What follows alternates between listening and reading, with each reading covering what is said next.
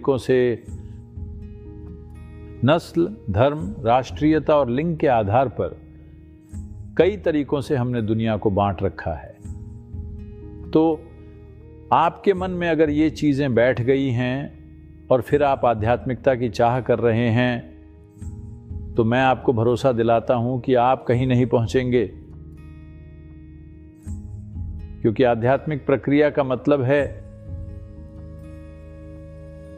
कि अनुभव के स्तर पर आप उस अवस्था में जाने की कोशिश कर रहे हैं जहां एक तरह से आप ब्रह्मांड को आत्मसात कर सके।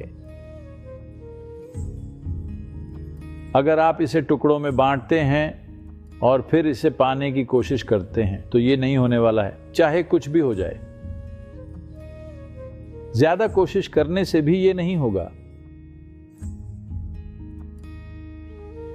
दुनिया बटी हुई नहीं है, बस आपका मन कई हिस्सों में बिखरा हुआ है, क्योंकि ये चीजों से पहचान जोड़ लेता है।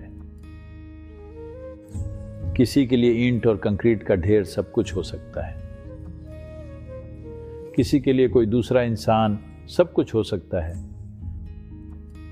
किसी दूसरे के लिए जमीन के किसी टुकड़े पर खींची गई बाउंड्री सब कुछ हो सकती है, या किसी के लिए त्वचा का रंग सब कुछ हो सकता है, या बस कोई ऐसी चीज जिस पर आप विश्वास करते हैं, जिसके बारे में आपको कुछ नहीं पता कि ये सही है या गलत है।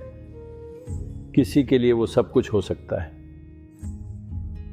कोई फर्क नहीं पड़ता कि कैसे, लेकिन अगर आप अस्तित्व को बांटते हैं और फिर आध्यात्मिक होने की कोशिश करते हैं,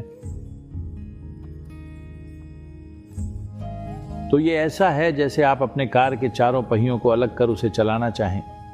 आप एक जगह पर बैठकर जितना चाहें उतना शोर मचा लें, लेकिन आप कहीं नहीं जा पाएंगे। अगर आप कहीं जाना चाहते हैं तो इसे पूरा एक होना होगा, तभी आप कहीं जा पाएंगे।